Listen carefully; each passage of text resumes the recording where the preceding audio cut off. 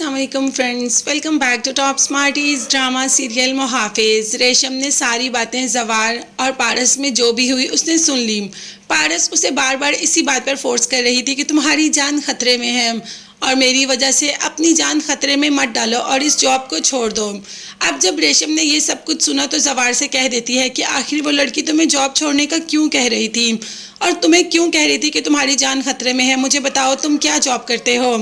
अभी जवार ने कोई जवाब नहीं दिया मगर रेशम भी तो अपनी बात पर अटक जाती है और जवार से कहती है कि मुझे प्लीज़ इस बात का जवाब दो, नहीं तो मैं घर में सबको बता दूंगी। अब जवार को जवाब तो देना ही था क्योंकि वो नहीं चाहता कि इस बात का पता किसी को भी चले। तो बता देता है कि पारस behzad अली शाह की इकलौती बेटी है। behzad अली शाह जो कि बहुत अमीर है और उसके दुश्मन भी बहुत हैं, तो बस उसकी बेटी को उन दुश्मनों से खतरा है और उसकी जान खतरे में है, तो मैं उसका बॉडीगार्ड हूँ। अब रेशम तो एकदम हैरान हो जाती है कि क्या तुम बॉडीगार्ड की जॉब कर रहे हो, जिस पर जवार का कहना था कि अभी ये जॉब मेरे लिए बेहद ज़रूरी है।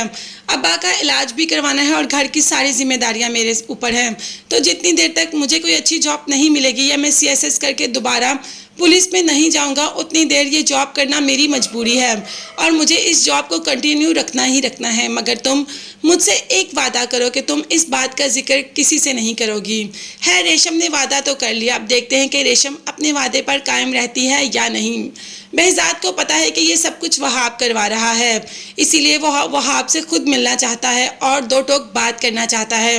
वहाब के साथ अपनी मीटिंग कंफर्म करता है और उससे मिलने के लिए चले जाता है। दूसरी तरफ पारस जो कि जिसको कि घर रहने की आदत भी नहीं, जो कि घर रह रहकर काफ़ी बोर हो जाती है, कभी यहाँ से वहाँ और कभी वहाँ से यहाँ। बाप भी तो अपनी मसरूफियत में है, बिल्कुल टाइम नहीं पारस को देने के लिए, मगर बाप जो कुछ भी कर रहा है सिर्फ और सिर्फ पारस के लिए ही कर रहा है। तो पारस को बोर होने की तो ज़रूरत है ही नहीं क्योंकि आफताब हमेशा तो पारस के आगे पीछे रहने की कोशिश करता है और अब तो आफताब ये भी सोच रहा है कि उसकी शादी पारस से होगी।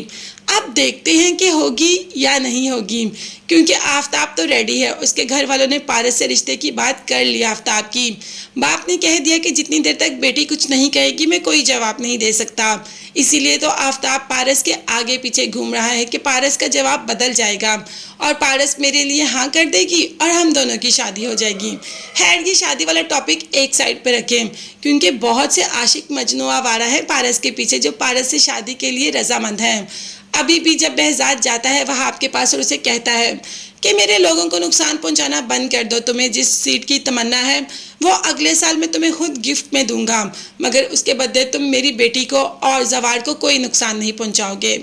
जबकि वहाब ने कहा कि मुझे कोई सीट नहीं चाहिए, मुझे सिर्फ एक इंसान चाहिए, मैं तुमसे तुम्हारी बेटी का हाथ मांगता हूँ। अब वहाब ने तो कह दिया। behzad का बस नहीं चल रहा कि कोई चीज़ हो और वहाब के सर में इसी वक्त मार दे।